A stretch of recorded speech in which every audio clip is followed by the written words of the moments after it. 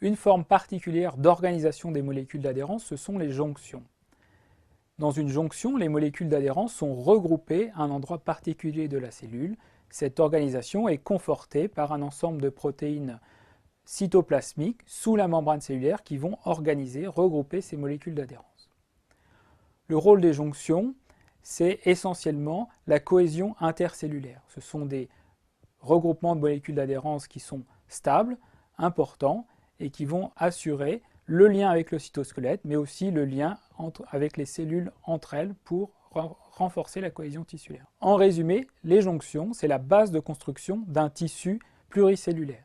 Ce sont des structures stables dans le temps qui vont permettre la cohésion tissulaire sur la durée. Un bon exemple de jonction, ce sont les desmosomes.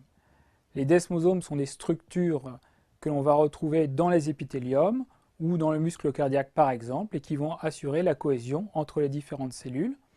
Il existe aussi des hémidesmosomes qui assurent la cohésion entre une cellule et des structures de la matrice extracellulaire. Pour donner un exemple de maladie associée aux desmosomes, on trouve des hémidesmosomes dans le tissu cutané. Ces hémidesmosomes relient les cellules de la peau et une matrice extracellulaire qui leur est spécifique et qui s'appelle la lame basale.